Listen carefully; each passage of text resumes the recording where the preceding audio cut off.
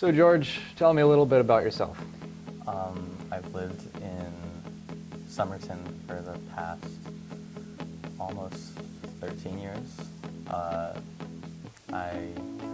have been kind of serious about school up until like high school, and that's when I really started taking it a lot more seriously. I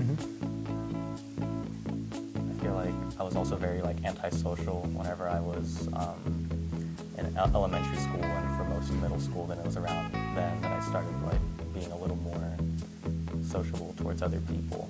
So I feel like high school's really helped me a lot with that. Now you said you didn't take school really seriously until high school. What changed? What about your mentality changed? Well, I had always been pretty good at just like getting the work done.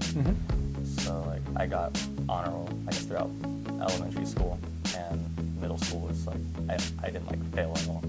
But high school, I feel the first year, freshman year, was like super easy, which I wasn't expecting it to be. So sophomore year, I was like thinking I had to like push myself. And from that point on, I started taking like a few classes. I started getting more worried about my grades in general, like trying to keep all A's like all the time, or else my life is awful. And I feel it was also like my parents used to be very strict about like how I did in school. And it was towards high school that they kind of stopped being so pushy about it, and that's when I started just like worrying about it myself even more. Okay. I recommended George Romero because George Romero has always been a hard-working student, and he was recognized by the National Hispanic Recognition Program.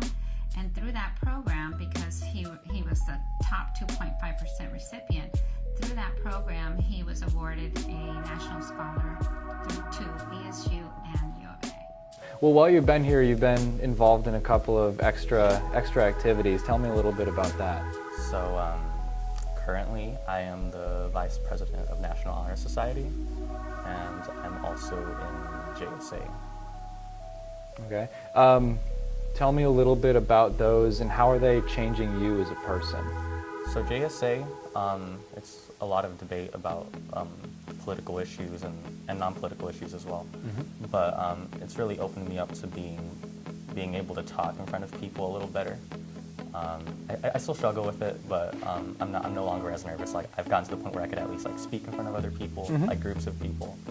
And then National Honor Society, it's a group of like students who are like pretty serious about school, but education isn't really the main focus of it, at least how it is here at Kofa.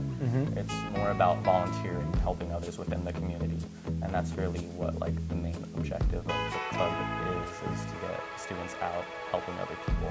Okay, so doing a lot of community service. Yeah. All right, awesome. What are your plans for after high school? I plan on going to a university. Not too sure which one yet, but Okay. I definitely plan on going to one. Okay, so you're still kind of shopping around then? Yeah, definitely.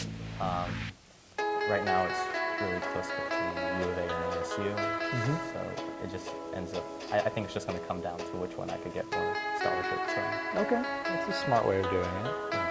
So as your senior year wraps up, what is one thing that you want to take away from your experience here at Kofa High School? What's kind of like a memorable thing for you?